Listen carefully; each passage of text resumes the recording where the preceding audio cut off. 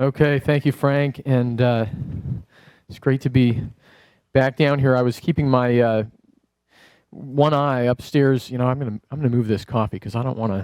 Can I just park that over here? I'm not sure whose that is, but I don't. I'll start flailing my arms, and there'll be a big explosion of coffee. But one eye glued to the Brexit votes. Some of you are probably aware that the House of Commons in Britain was voting on another Brexit deal this morning, and once again voted to delay this Brexit deal. And just, you know, it's fascinating watching. You can watch, you know, in a different way another country go through this process and this underlying debate about democracy. Right, and coming to this realization, we're going to talk about this, of course, because we're going to talk about the Electoral College, but struggling in this modern world with this realization that most people won't admit publicly, that democracy is actually a pretty bad way to make decisions, right? And it's pointed out in the Brexit debate that's going on in Britain, that you know, the question was asked: should the UK leave the EU or not? Right, and a majority of British voters said yes. But if they had held the referendum a few weeks earlier, the result might have been different. It was close enough that it could have been different. If they had phrased it differently, the result easily could have been different.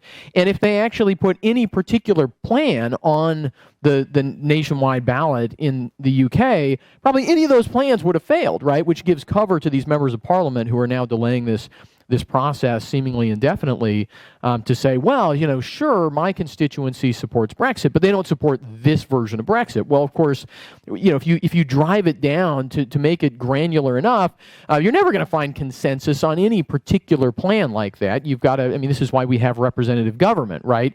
We may have broad agreement on principles. Hopefully, we do.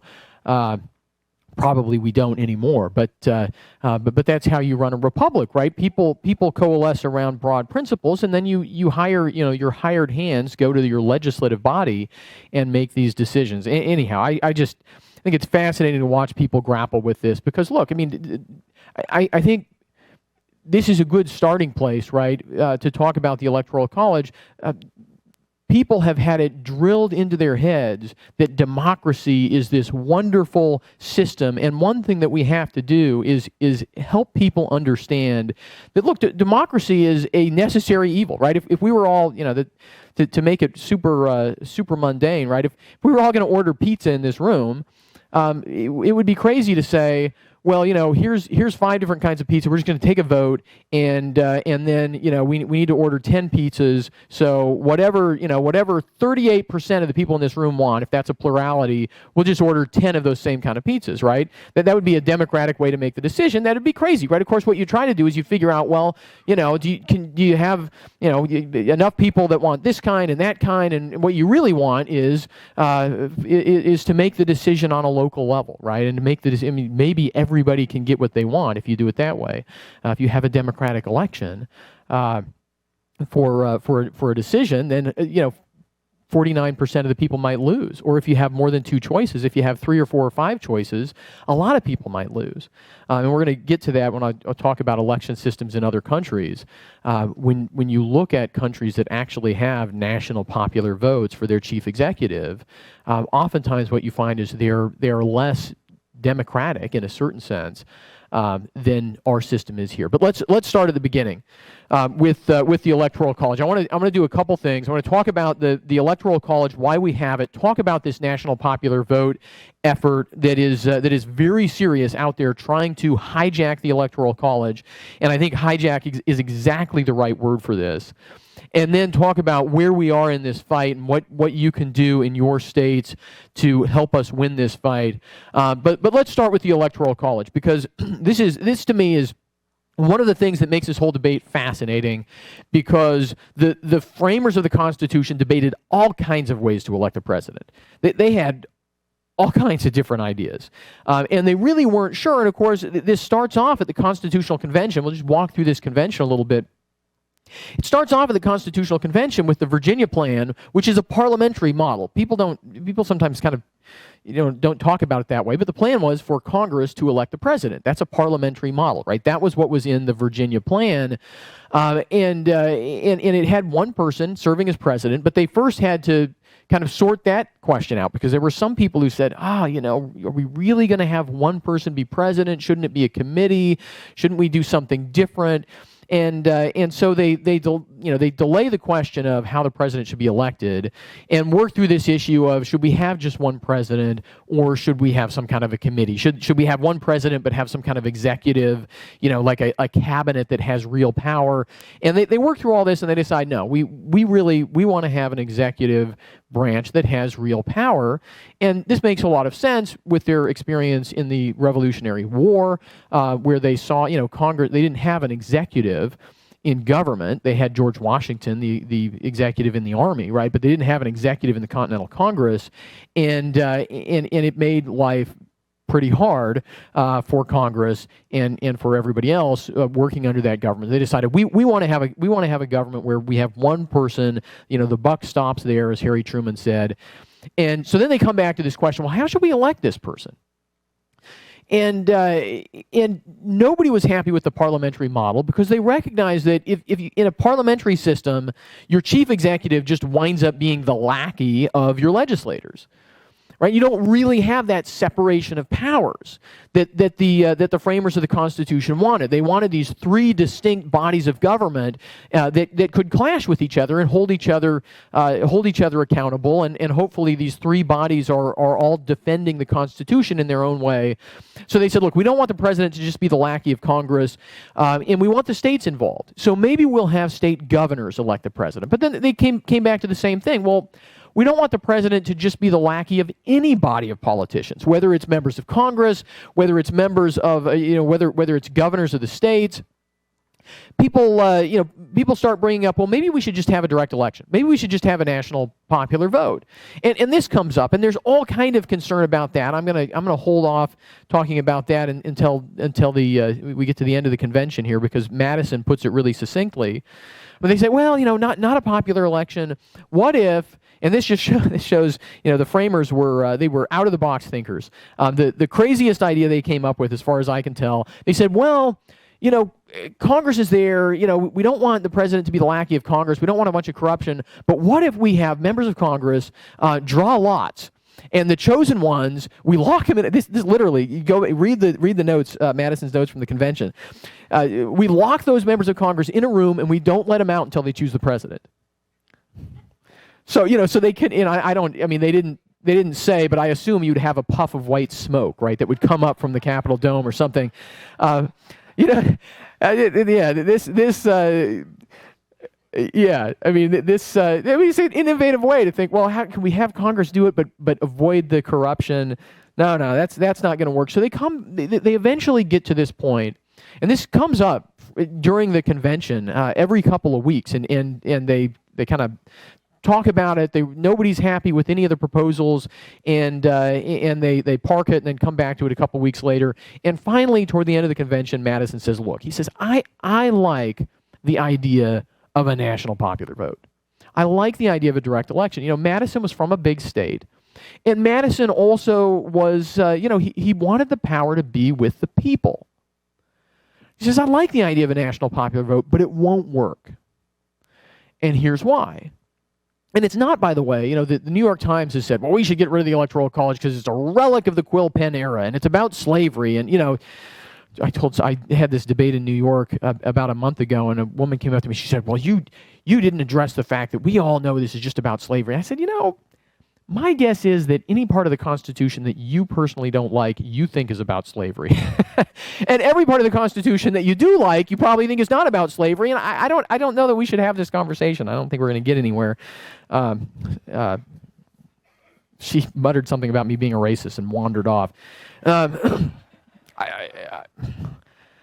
It is, right? You notice, as Don was pointing out, right? Anything, this has become like the argument stopper from the left. There's so much of a totalitarian mindset among people on the political left who don't want to have these conversations, right? They're always looking for that epithet, climate change denier, racist, not to advance conversation, right? Not to find, avenues of compromise or persuade anybody, but just to shut down arguments. Which I sort of muttered back to this lady. I said, if you're attacking my integrity, you've already lost the argument. I mean, that's the bottom line, right? Anybody who doesn't want to have the conversation is not winning the argument. But James Madison says, look, the fact is, it's very practical. It's the pragmatism that Don mentioned at the end. Very practical point. Madison said, look, if you have a national popular vote for president, the biggest population centers will control. And they won't just control in one election, they'll control all the time. Right? And Madison says, look, this is dangerous, right? It's one thing to have a system, any electoral system, you're going to have power centers, right? But Madison says, look, if those power centers are the same all the time, right, that is a system that will breed discontent, right? You are disenfranchising people who aren't in those power centers if there's no hope that maybe those power centers will move around. Madison says this is untenable, just for practical reasons, right? Just as a question of pragmatism, we can't do it that way. So they send this issue at the very end of the process. There's a committee of 11. There were 11 states left at the Constitutional Convention. One delegate from each state is a part of this committee to go and just kind of clean up everything at the end. And the last substantive question is, come up with a process that puts it out of politicians' hands, that avoids the problems of a national popular vote, and the Committee of 11 comes back with the Electoral College, basically as it exists today, with one change that I'll mention in just a minute. And they say, look, here's what we're going to do. The Virginia plan said have Congress elect the president. That has one of the great features of that is the states through Congress would be represented, but these people are politicians. They do a bunch of other political stuff, so we don't want them involved. The Electoral College is a pop-up Congress, right? It's a pop-up Congress that never meets all in one place because the electors meet in their own state capitals. Another way of disaggregating this and avoiding the potential for corruption. But it is a pop-up Congress, right? They say we're just going to take the math from the Great Compromise, the Connecticut Compromise. We're going to take that math and bring it into the Electoral College. Every state gets the same number of electoral votes as it has members of the U.S. House and the U.S. Senate. And then we're going to put the power in the hands of state legislators and just say, hey, state legislators, you figure out how to choose your state's electors. Each state shall appoint in such manner as the legislature thereof may devise, right? So the state appoints electors, but the legislature figures out how they do that, right? So this is a very decentralized process. I mean, it's starting with the Virginia plan, but reimagining this in a way that puts the power in the hands of the states and in the hands of state legislatures. And everybody looks at this, actually, and says, you know what? This is pretty good. In the Federalist Papers, it gets basically kind of a throwaway line from James Madison in Federalist 68. They don't have to, people say, oh, the Federalist doesn't say that much about this. Well, the Federalist doesn't say that much about it because it wasn't a hot topic. The Anti-Federalists were okay with it for the most part. The Anti-Federalist essays, the couple of comments that are in there basically say, hey, this leaves the power in the states. This is a pretty good way to do this. And Hamilton says, of the Electoral College, he says, if it be not perfect, it is at least excellent. So I love that. I actually just had that printed on 1,000 beer koozies. Because, when you're dealing with state legislators, you got to find ways to get their attention. But sometimes I'm told beer koozies are the way to do that. Pragmatism, right, Don?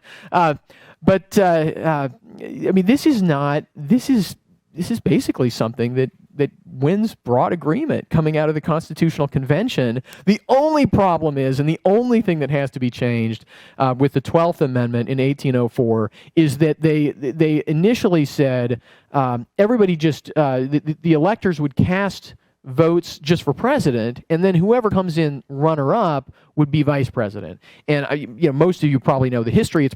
This is, by the way, part of the reason why things like HBO's John Adams miniseries are so good, and why there's so much drama in the Hamilton musical is because of this system, right? This runner-up system, because you wind up with Thomas Jefferson serving under John Adams.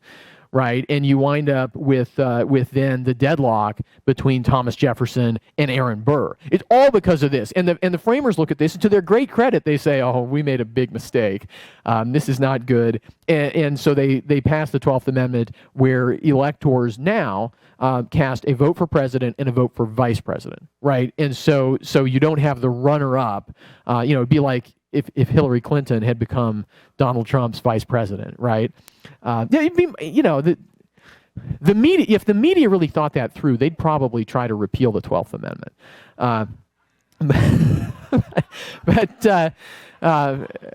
But yeah, probably not the direction we want to go as a country. So that was the last constitutional change. But because of the flexibility given to states, we have had a variety of changes at the state level when it comes to how to select a state's electors. And this is going to get really important when we talk about national popular vote, because every state must have, to participate in the constitutional presidential election process, every state must have a law. And that law says how the state selects its presidential electors. Early on, I guess with one caveat, I mean, if a state doesn't have a law, the legislature itself can just choose presidential electors. And a lot of states early on did that. It wasn't very controversial when George Washington was standing for the presidency, right?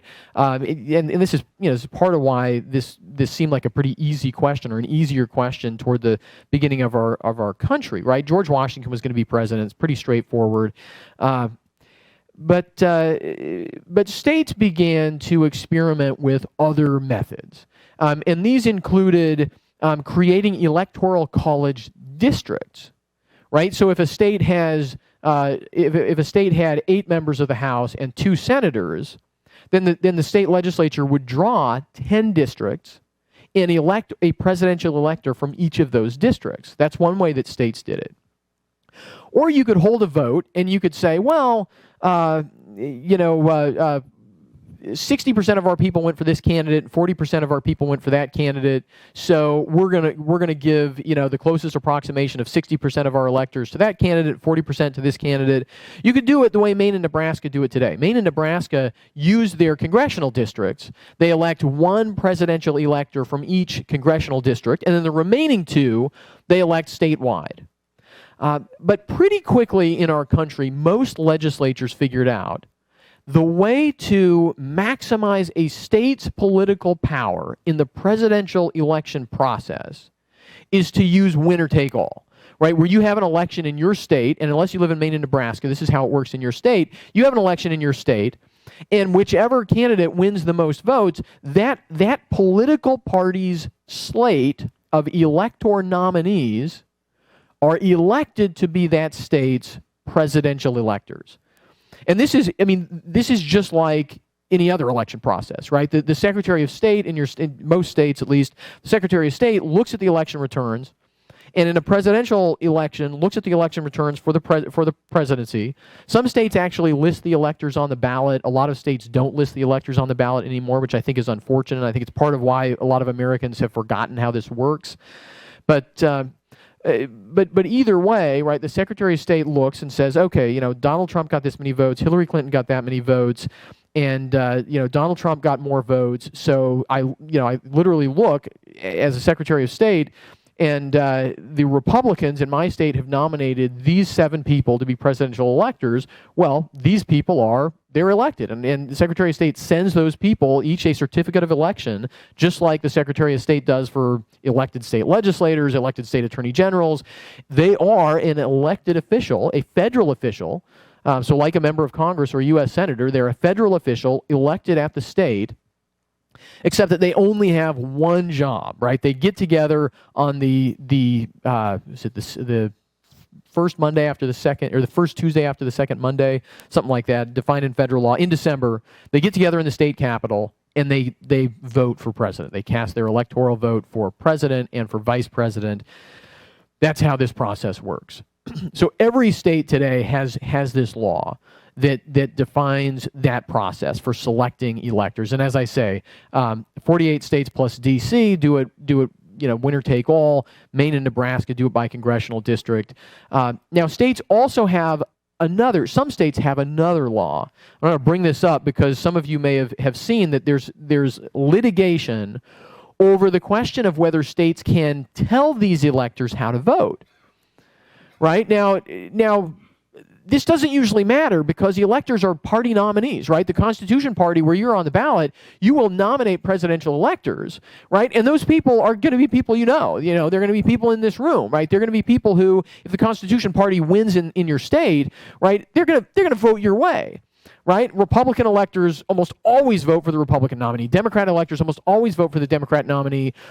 Other than sometimes, like there's a friend of mine named Mike Padden in Washington State, who when Washington State went for Ronald Reagan went for Gerald Ford in 1976, but Jimmy Carter won the election. Right, so Mike Padden was going to cast an electoral vote for Ford, but Carter had actually won the election. Carter was going to win. So Mike, as a way of kind of protesting the Republican Party's nomination process in '76, cast an electoral vote for Ronald Reagan. He was a quote-unquote faithless elector, but he was doing that to make a statement, right? He wasn't trying to change the election. He had no possible way of changing the election. He was a Republican elector in a year when Democrats were going to win. But some states have responded to that by passing laws that say, if you are a presidential elector, you must vote for your party's nominee, or else you'll be a felon. Some will say that, or you'll be kicked out and replaced with another elector, or some other penalty. You have to pay a fine or whatever. States have passed these laws. It's going to become a faddish thing for states to do over the last 20 years, and these laws are now the subject of litigation, and maybe we'll talk about that later, but the important thing to understand is those laws are totally separate from the question of how presidential electors get selected. And, if you think about it, the fact that presidential electors are actually elected officials, federal elected officials created under the Constitution, the idea that a state legislature can tell them how they have to vote, I think is pretty dubious. The 10th Circuit Court of Appeals in Denver struck down Colorado's law. I think the 10th Circuit was right. A lot of the media is making a big deal out of this, probably because a lot of the media doesn't like the Electoral College and is trying to help the other team on this. So they're making this sound like it's a huge deal when it's not. But we can talk about that more in Q&A if people are interested in that. So this is the Electoral College, right? This is the system the founders designed for us. It sends power out into the states. It keeps power out of the hands of politicians to some degree. And it is not a purely democratic system. Now, it is a multi-tiered democratic system, right? People vote the way states have designed it today. Every state is having an election. Electors vote, right? It is a democratic process, but it's not a directly democratic process. It's not a pure democratic process. It's a democratic process with checks and balances, and it's a democratic process that respects the fact that we are a nation of states, and not just one big unified blob like say France, right, where they have direct elections. I'm getting ahead of myself. We'll come back and talk about France after we talk about this National Popular Vote Compact. So after Al Gore lost in 2000, a man named John Koza, who was he was a Democrat elector for Al Gore in California. John Koza was very upset that Al Gore lost, obviously. Koza's a big donor to far-left politics, big donor to Nancy Pelosi and Bernie Sanders and all the usual suspects. And Koza was upset, but he's also a really smart guy. He's a mathematician. He's a computer scientist. He's taught at Stanford before, lives in that area. And in the 1970s, he invented the algorithm that is behind the scratch-off lottery ticket. So think about that. This guy wins on every scratch ticket. So he's probably the richest mathematician in the world right now.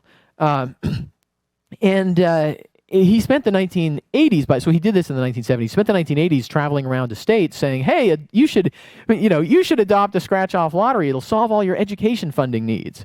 And some of you will remember that when that was getting pushed on our states, and most states adopted lotteries. Somehow it didn't solve the education funding needs, but it did solve some funding needs for John Koza.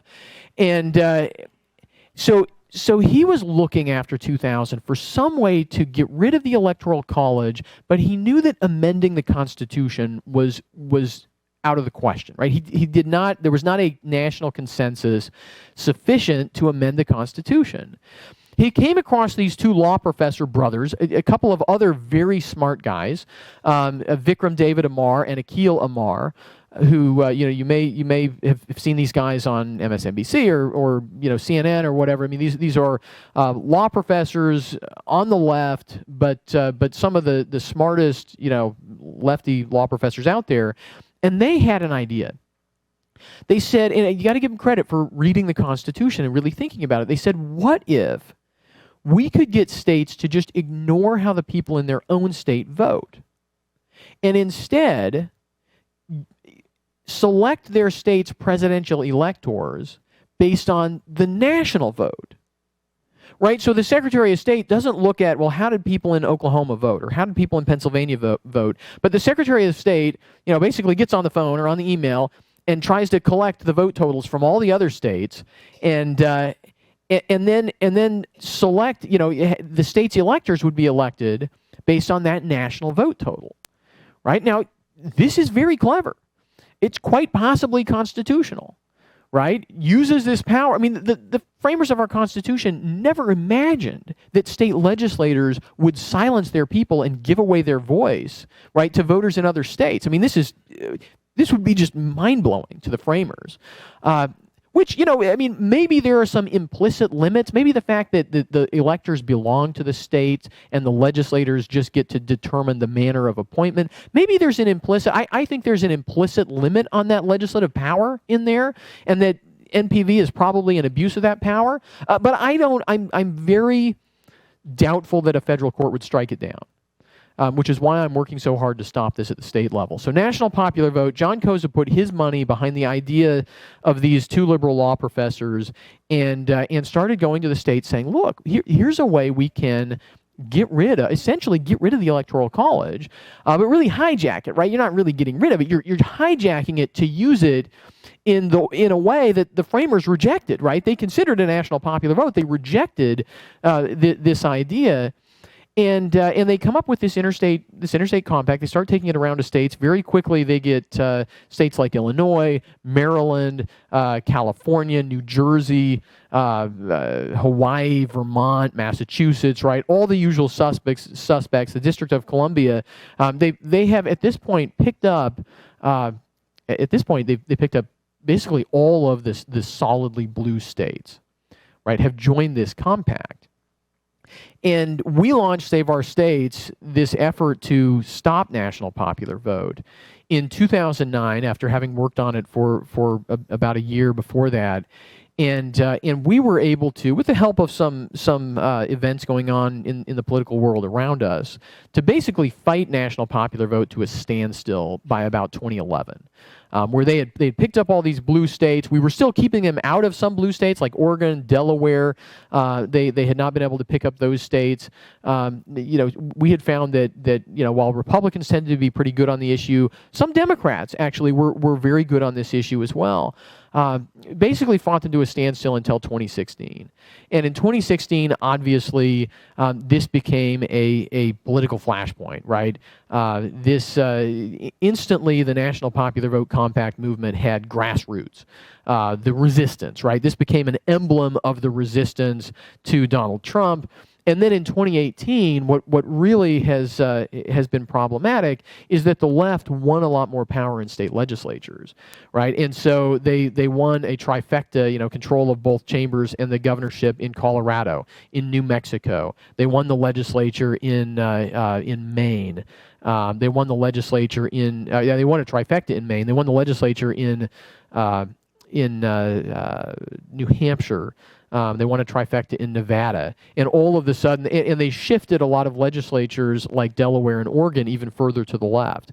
And so just in the last year, National Popular Vote has added Oregon, has added Delaware. They passed it in Nevada, but the governor there, thankfully, a Democrat governor, vetoed it in Nevada. They almost passed it in Maine, but thanks to a tremendous amount of pressure from constituents there, 7 Democrats flipped their votes and stopped it on the last day of session in Maine. But to date, right, where we stand right now, there are 15 states plus the District of Columbia that have joined this National Popular Vote Interstate Compact. Now, those states haven't actually really changed their law because there's a trigger, right? Those states don't, as much as some of the people who talk about this, this is a moral issue, right? This is democracy, and we have to do this. It's really a political issue, and I can prove it because none of these states are willing to do this on their own, right? I mean, you think about it, California could just do this on their own. They could just say, look, we're just going to elect our electors based on the national popular vote, but it has a trigger. It will only take effect if it's joined by enough states that they control an electoral college majority, 270 or more electoral votes. In other words, it's not a moral issue, it's a political issue, right? They want to control the outcome of presidential elections. The 15 states and D.C. that have joined this compact to date control 196 electoral votes, right? So they are well on their way, which is a tremendous challenge. And one of the things that Janine and I work on is just trying to let people know that this is going on, because a lot of people don't realize that there is this effort out there that is serious, well-funded, right? This is not just AOC, prattling on Twitter, right? This is a serious, organized, well-funded movement that is trying to hijack the Electoral College, that is, well beyond 2/3 of the way to their goal of actually accomplishing this. And we have actually, not only have we stopped this in Nevada and stopped this in Maine, we've had to stop this after it passed, before I lived there, the Senate in Oklahoma, the bright red Republican-controlled Senate in Oklahoma, the bright red Republican-controlled House in Arizona. Last year, they tried to run this through in Michigan during the lame duck session in Michigan, because Michigan's legislature meets year-round, which never let your legislature do that. But a majority of Republican state senators in Michigan co-sponsored the national popular vote bill. Right? This is, the other side is savvy, right? They're smart. They're savvy. They have essentially unlimited money when it comes to lobbying in state legislatures. It really is like, they go into states and they take legislators on these junkets. This is what they did in Michigan.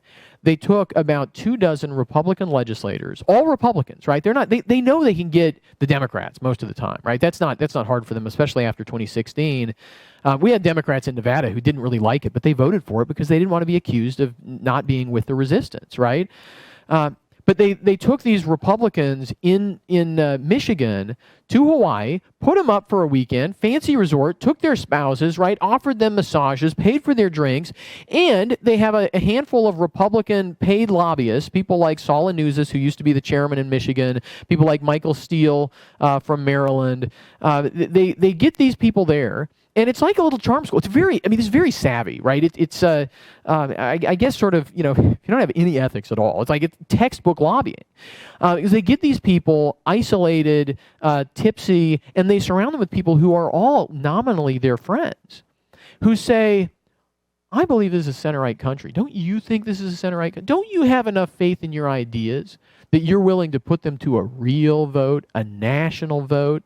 I've had people go to these seminars, and so they feed me all this stuff when they come back. So I know what they say, right? They push this on those people. Now, we have been able to stop it by letting people like all of you and all of your friends know what's really going on. And the history of this in Arizona, in Oklahoma, in Michigan, I think this is true with people on the right in Nevada, is when Republican legislators start flirting with this or sign their name on it, we have been able to get conservative bloggers, conservative grassroots, constituents engaged in this so quickly and so effectively that they can't even get a bill sponsor in Oklahoma anymore. They can't get a bill sponsor in Arizona anymore. Within about, a week or two of them dropping the bill in Michigan, the House Speaker and the Senate Pro Tem both said, we're not going to hear that bill. We promise we won't let that bill anywhere near the floor, right? So we've been able to stop this through pure grassroots activism. Right? Grassroots activism in favor of the Constitution versus a whole bunch of money, and we've been able to win. But that's why, when Frank invited me here, and thank you, Janine, for suggesting it, that's why I was desperate to be here and talk with all of you about this, because this is an issue where we win by doing what all of you already do, right? Which is engaging at the grassroots level, educating people, letting them know why the Electoral College is important, why national popular vote is so dangerous, and then making sure that we're proactive with state legislatures, and we're really trying to shift at Save Our States to be much more proactive, to get into them ahead of time and let them know why this is such a dangerous thing. Because, I mean, James Madison was right? If we had a national popular vote, there are 10 million people who live in one county in California, right? Los Angeles County has 10 million people. That is more than twice the size of my state, right? It's almost twice the size of Colorado, where this is actually, by the way, Colorado passed this. It's going to be on the ballot there in November 2020 because citizens were so outraged, they went out, gathered signatures for a referendum challenge, and have put repealing national popular vote on the ballot in Colorado in 2020. So that's really exciting. Yeah. I mean, again, like pure grassroots. I mean, it was a shoestring effort. They set a record in Colorado for the most volunteer signatures ever gathered for an effort like this in Colorado, right? This is, I mentioned last night, I mean, this has the potential to really help us to wake people up, educate people. You know, you can. There are a lot of ways around the Electoral College that you can really educate people about why our Constitution is so important, why these checks and balances matter so much. Do you really want Los Angeles to have more control over judicial nominations, right? Do you want San Francisco or Chicago to have more control over who is the head of the EPA? Right? Or do you want a system that actually requires some geographic balance that prevents candidates from winning by just driving up the score in places where they're already popular? That is not a recipe for long-term success in a government. And I'll close with this example and then take questions, right? You don't have to take our word for it, right? Do what the founders did. The founders were desperate to look around the world and learn from the successes and mistakes of other countries, right? Most major developed other countries do not elect their presidents or prime ministers or whatever chancellors through a national popular vote. A lot of people don't realize this. Obviously, in a parliamentary system, they're elected by Parliament, right? That's the Virginia plan. That's the plan that the founders first had, right? Boris Johnson, right? None of the prime ministers, Trudeau up in Canada, they're not elected by a popular vote. I actually had somebody in the hearing in Maine say, well, if we went to a national popular vote, we'd have higher voter turnout, just like Canada. I know, yeah. Canada they don't even. Their system is less democratic than our system is, right? All these parliamentary countries use something like the Electoral College, right? A parliamentary system is a two-stage, geographically distributed election system. Countries like Germany and India actually have a kind of an Electoral College that they use. Now, it's actually still based on politicians, but they rope state-level politicians into their process of electing their chief executive. What are the countries that have direct popular vote for president? I'll tell you three of the really big ones. One is France, where in their first round of the French presidential election last time, Emmanuel Macron got 23%, right? Marine Le Pen got 21%. They went to the runoff. French voters were so frustrated with their choices, right? Choices that were supported by less than half of the electorate, that 600,000 French people went to the polls in the final vote and cast blank ballots, right? 600,000 people protested by actually making the effort to go vote and then leaving the ballot blank to say, we think this system stinks, right? Russia is a national popular vote country. Mexico is a national popular vote country, right? I mean, it is crazy for us not to learn from the fact that, you know, most of our peer nations in the world use some kind of a system like we do, and the countries that are you know, really hallmarks of instability, right, and political ineffectiveness are the kind of countries that use a national popular vote system. Our framers were brilliant. Right, and this system that we have used since George Washington, you know, with one little change in 1804, has served us well, and we are only going to keep it through the activism of people like all of you in this room. So thank you all so much for being here and giving me the opportunity to talk this morning, and I am pleased to take any questions to the extent that we have time. Thank you.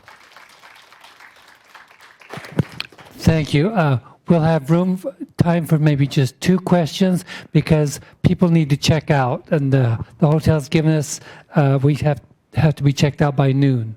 So let's take 2 questions and then we'll have to adjourn for lunch. Janine, I think. Oh, sorry.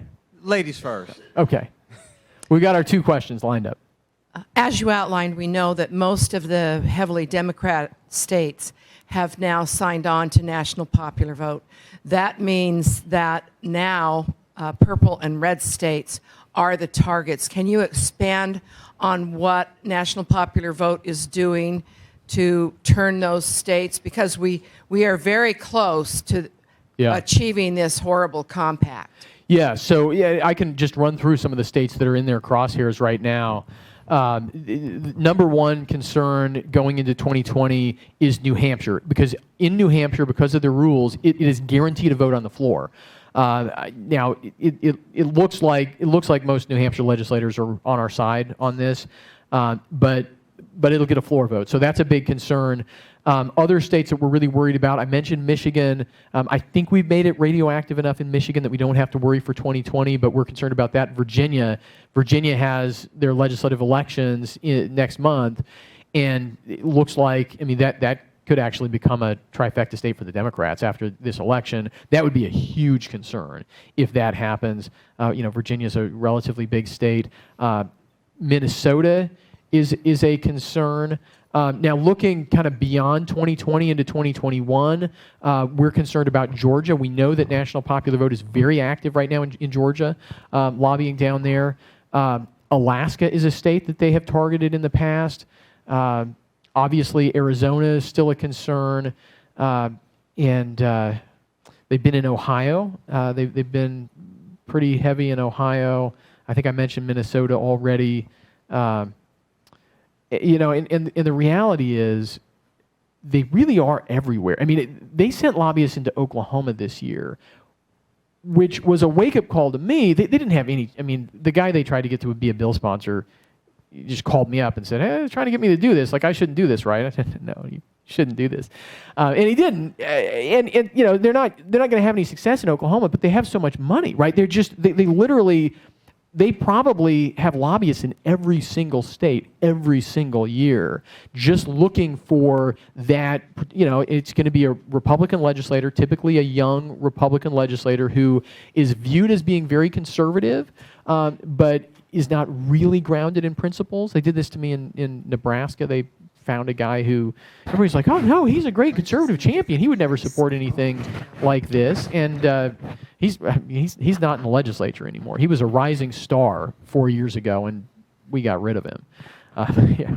Okay, continuing on that theme, who on the Republican side? You mentioned Michael Steele, which I'm like, whoa. Yeah. I know. Okay.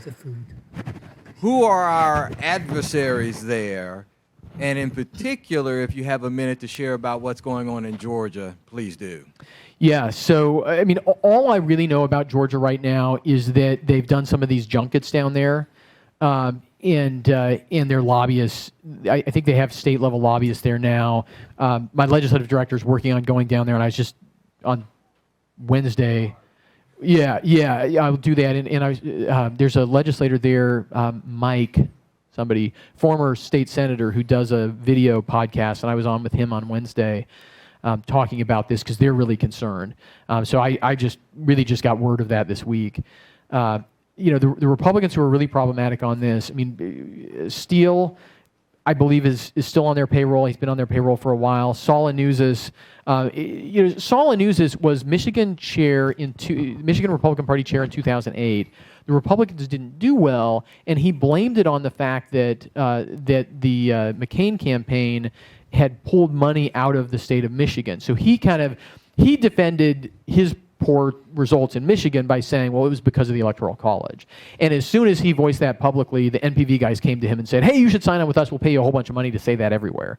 And he's been kind of their top Republican since then. Ray Haynes is a former California state senator. He's really big with them. And then Pat Rosensteel is a lobbyist Republican lobbyist from the Twin Cities in Minnesota. He's actually the guy they brought into Colorado to run the ballot campaign there, because what they're trying to do in the ballot campaign in Colorado, they know they're going to get most of the Democrats, so they're running a campaign basically just targeted at conservatives, saying, "Oh no, this is good for conservatives," which is preposterous, but it's also then you have to rebut it, right? Then you have to go out and have the argument on your own turf. Before 2016, Newt Gingrich had actually signed a letter saying, "Hey, I think this is a great idea." Now, since 2016, Newt has been on TV talking about how important the Electoral College is. So hopefully he's spun back around on this.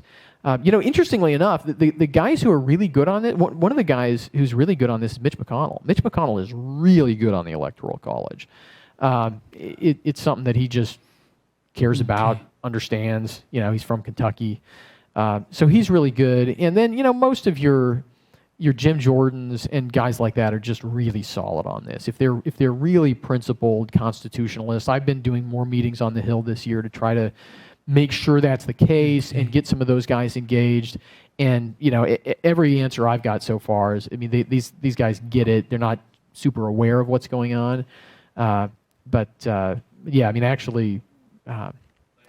Yeah. So Mitch MCConnell signed a letter opposing NPV a few years ago. So if you refer to the democratic process, can you make a distinction between the democratic process or democratic form of government with a constitutional republic? Yeah. Yes. So the question was about a democratic process versus a republic, and I think it's a good distinction to make, right? A republic is a government that uses democratic processes to elect representatives, right? And so a republic is still, in a certain sense, a democratic form of government, but it's not a democracy. Right, and at least not in the classical sense. It's tough today because people use terms so loosely, and a lot of people use the term democracy. Not just Americans in the 21st century. Winston Churchill would use the term democracy to describe a parliamentary system of government that was clearly more of a republic, not a democracy in the classical sense at all. So, on the one hand, when we're educating people, I think it's very important, and as I said before, I think it's very important to try to get people to put democracy in its place, right? We need democratic processes, right? That's a good thing, but democracy with a big D is, in any suggestion that an election is a source of truth, right, or even legitimizes power. Is lapsing into this idea that justice is simply the rule of the stronger and government's just organized force, and there's no standard to which we can hold it. On the other hand, I will say, I know Janine and I, when we were preparing people to testify in Carson City against national popular vote, we did suggest to people, and obviously people can say whatever they want, but we did suggest, because we needed to win over some Democrats, that argument just not effective with Democrats, right? That we're a republic and not a democracy. That's not the best place to educate people. So we tried to focus on other things. But I do think when we're in that educative role, that's a really important thing to focus on. Other questions? I have a question here. The Nicholas from Wisconsin. Oh, okay. What is your idea and views on choice ranked voting, or what they call ranked choice voting? Yes. This just came up a minute ago. A gentleman and I were talking about this because this is going on in New Mexico. This is going on in Maine. So ranked choice voting, just to bring everybody here up to speed, ranked choice voting is a system where you rank your candidates. So if there are 5 candidates running for an office, you would say, this is my first choice, second choice, third choice, fourth choice, fifth choice. In theory, you can do that. Now, in reality, a lot of people don't do that. They might say, this is just my first choice, or they might say, this is my first choice, my second choice, my third choice, but these 2 people I really don't like at all, right? So I'm not even gonna rank them at all. When those ballots are cast, then they are counted this way. they count up all the votes, all the number one votes, right? And if there is a candidate who received over 50% of the number one votes, then that candidate is elected. But if that candidate did not receive more than 50% of the number one votes, then think this through, make sure I describe it correctly.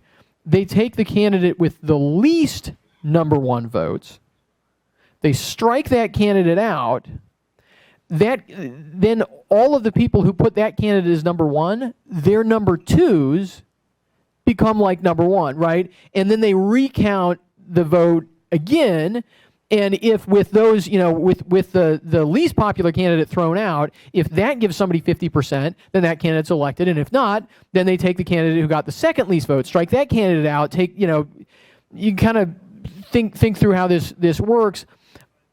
My biggest concern about ranked choice voting is that it's complicated, right? It's complicated for voters, it's complicated for people running elections. Anything that's complicated means there are new potentialities for fraud, for gaming the system, and I think just for voter disengagement, right? I mean, I'm not one of those who thinks that it's a good thing to get people who don't know anything to go vote, like most of our election officials do. They brag about higher turnout. But I do think we want a system where we want to educate people. We want educated people to have an easy time voting, and I think ranked choice voting is convoluted. And we have seen the left likes it for this reason. They will go out and recruit like a marijuana candidate and a Green Party candidate, and they'll recruit a bunch of people who draw little narrow constituencies on the left to come to the polls. Then they put their candidate as number one, they put the Democrat as number two, and the Democrats have literally won a number of elections, including a congressional district in Maine, by doing this, right? So it's already being pushed because it's a way to game the system.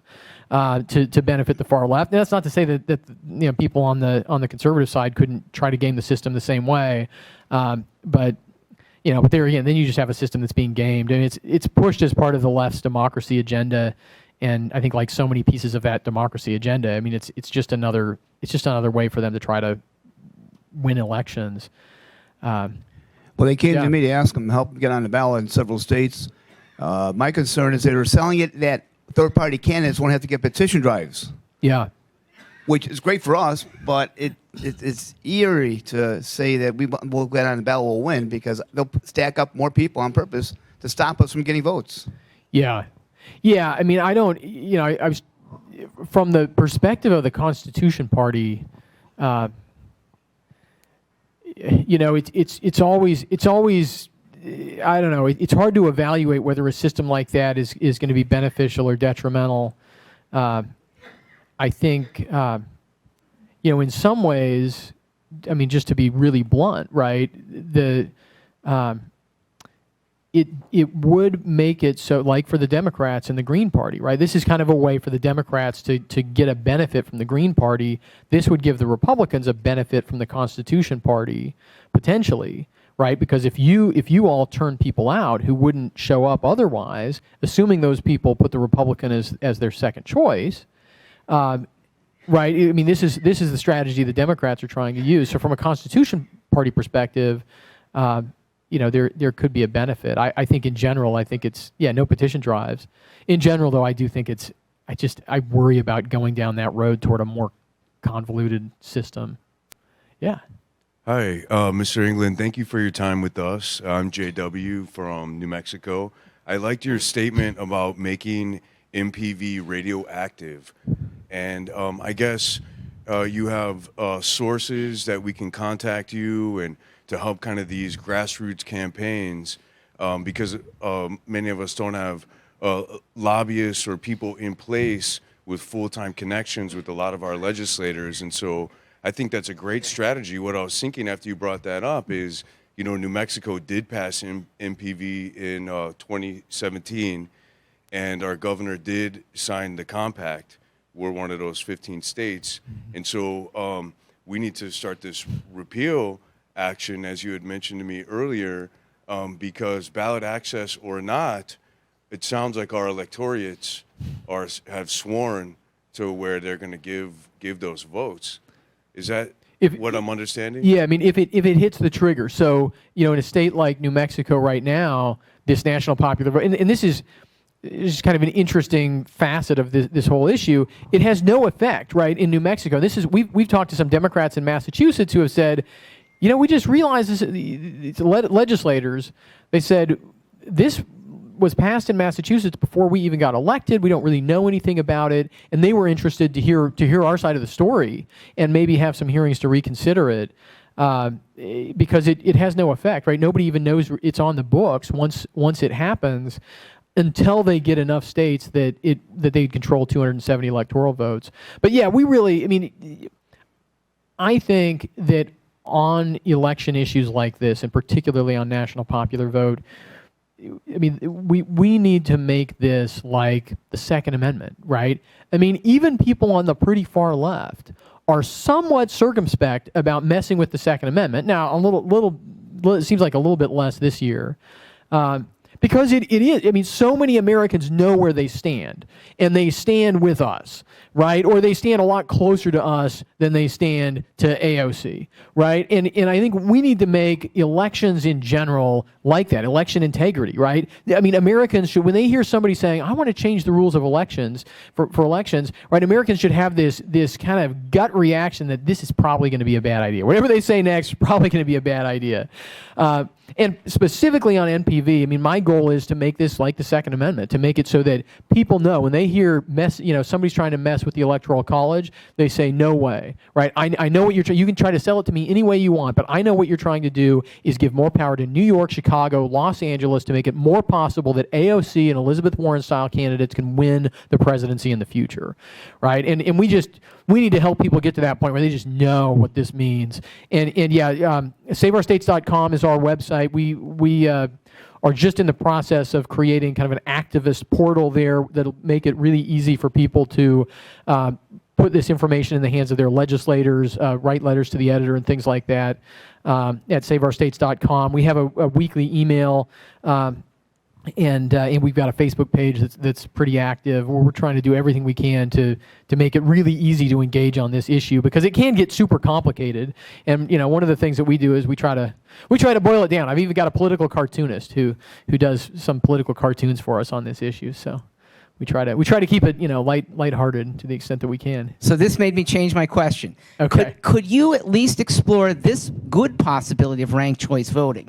It seems like in ranked choice voting, voters have the opportunity to vote against the horrible people. Okay, so they may not love the number 2, who's the mild milquetoast person, but if you have an odious number 1 from the Democrat, an odious number 1 for other people on the Republican, you're a mild guy, and that might be Mr. Blankenship or Mr. Castle, who's just a nice guy, gets all the number 2s and is our next president. Yeah. It's I think now that they've passed this in some places, I think what we need to do is just look at how it works in practice, because it's just, what's that? In practice. Yeah, it's a somewhat radical thing. It's just not very tested. But yeah, that's 75% of people who voted for either Hillary or Trump did it because they hated the other person. Oh, yeah. 75% could be ours.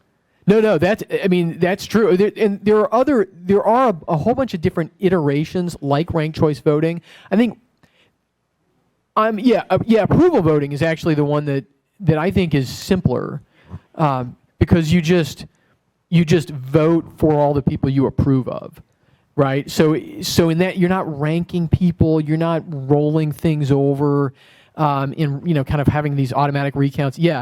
Approval voting's the one that, and I'm sure you can Google that up. That's the one that's more intriguing to me, that I think could help. Because whether you win or lose, then there's a competition to be just, to be reasonable, right? To be the reasonable people out there telling people the truth. And I think that could reward good, just kind of reward good behavior in an election system. Wouldn't that be cool? So. If there's no one else, can I give my history question? Oh yeah, yeah. I am a Democrat still. And yeah, I call myself an IED, an increasingly embarrassed Democrat. Your knowledge of history would help me, because I have said, but maybe I'm wrong, that the last decent constitutionalist Democrat president was Grover Cleveland. Am I right, or do I have to look back even further? No, I think that's fair. Yeah, I mean Grover Cleveland was a pretty pretty conservative constitutionalist guy. Yeah, there we go. I like it. Janine. Again, I really appreciate all you do, Trent. I wanted people to know here that I'm the National Constitutional Issues Chairman for Eagle Forum, and in that position I've been working with Trent. But if you are interested in getting information, and I send out emails on issues for National Popular Vote and Article 5 Constitutional Convention or CONCON, if you want to be on that list, you can give me your name, your email, and your state, and I'd be glad to add you. And we will be coordinating with Trent. He really is doing a magnificent job. Do you feel, Trent, that that there is, you listed the states where we're in jeopardy with regards to the Republican Party. What would you say is the best strategy for our side in trying to stop this in Republican or conservative states? Because they were even lobbying me. Yeah. They took me to lunch in Nevada with their lobbyists, and they knew I was the opposition. And there's a real concerted effort to pick off the leaders, not only in the legislature, the Republican legislators, but also the lobbyists and the people that are there against it. So what would you say is your best strategy for trying to defeat this in conservative states that are targeted? And then the other thing, I appreciated what he said from New Mexico.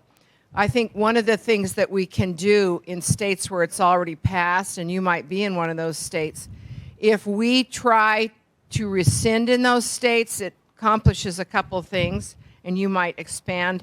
One is that it gets their resources going there instead of somewhere else they're trying to pass it. And it educates those people and provides an opportunity in the future for you actually to do that. That's what we've done on Article 5 Constitutional Convention. We've rescinded in 4 states recently: Maryland, Delaware, New Mexico, and Nevada. And Nevada's vote to rescind Article 5 was unanimous, all Democrats and all Republicans. So you have to have a strategy in order to be able to do that, but we were able to accomplish that in our state. So it is doable, and it's important to try to rescind efforts. Would you say so, Trent? Oh, yeah, absolutely. I think this is, especially looking beyond 2020 to 2021, creating repeal movements in states that have already adopted NPV, I think is going to be just critical to us winning on this issue, because we have to stop playing defense. What's that? Oh, well, I'm talking about national popular vote. I mean, I think it's certainly true for the CONCON as well. But creating movements to push repeal of this. I mean, we've been trying to just write some nice articles about the legislators who are willing to sponsor these bills and encourage people to do this. So in Republican-controlled states or Republican-controlled legislative chambers, the first thing to do is to be really on top of these trips. And Janine, I should have mentioned that before. They not only take legislators on these junkets, they take members of the media. They take people involved in think tanks. I mean, like I said, it's a weird thing. They basically have unlimited money, right? I mean, it is as if they do, and so be aware of that, right? We need to find and expose people who are going on these trips. Now, what we don't want to. This is always it's always a little bit of a ballet, because a lot of the people who've gone on these trips, right? We don't want to go, to attack them so intensely that we sort of push them into the arms of NPV and they have nowhere else to go. We want them to be embarrassed enough that they spin around and say, "Oh, that was a mistake." And that's what happened in Michigan. We got some bloggers to write about this. And then got people to go to these legislators and say, "Well, what's your position on it?" Right? We know you went on the trip. We know you essentially accepted a big, valuable gift to take their side. Are you going to take their side? And most of those legislators turned back around and said, no, I'm not. I know I sponsored the bill, but I'm just thinking about it, and I realize that it's not such a good idea. So yeah, I mean, that's getting what they call in the CIA, right? The human intelligence on the ground to know what's actually going on is the most important thing to stopping it in these states, and then creating this pressure, and we've got some great points on our side, right? I mean, does Michigan really want New York, Chicago, and LA to control presidential elections, right? Do they really think that John Koza, this far-left donor, and his friend, who's also helping fund this, Jonathan Soros, George Soros' son, do they really think that George Soros' family is trying to help Republicans win elections, right? Is trying to do what's right for the country. I do know that, I mean, we can ratchet that pressure up. I do know that, sometimes I'll figure out where a legislator goes to church, and I'll run some really, really focused Facebook advertisements asking why they're working with George Soros, hoping that people in their Bible study will ask them that question. So we can ratchet it up. And as my friend, kind of mentor Morton Blackwell at Leadership Institute said, if you have a puppy dog, the kind of puppy dog that you lop the tail off of, right? He said, you don't do the first inch, then a couple days later do the next inch, and then a couple days later, right? That would be inhumane to the puppy dog, right? Why feel the pain? With a politician, you want to take the first inch, take another eighth of an inch, right? You don't want to shoot all your ammunition all at once. You want to maximize the pain because your politician's not your puppy dog. And so, yeah, you want to get all the information you can about what NPV is doing in your state, and what legislators and what members of the media and what members of the intelligentsia are flirting with all this, and then you want to push these little factoids out there through your conservative bloggers and conservative talk radio, and start generating some of these questions, and have enough in reserve that you can keep ratcheting up that pain. Yeah, you go to NPV's website and get a lot of information from there. Oops. You get some sense of what they're doing in your state. Sign up for sign up for Janine's emails. Sign up for my emails at saveourstates.com, and we will. When you sign up for my email, you have to indicate what state you're in, and then when we see something in your state, we will let you know. Because again, we rely on you. I can't be everywhere. Janine can't be everywhere. But we do have. I mean, we've got a huge universe of top-notch experts and activists and resources that when this does come to your state, as long as we have enough intelligence to figure out what's going on, we can, when it comes to that, we can deploy a massive amount of political resources in your state. I guarantee we can win this as long as we have some lead time and some friends on the ground. So I think that does it. I'm going to head off to the airport and get back to Oklahoma City. But thank you all so much. It's been a real pleasure.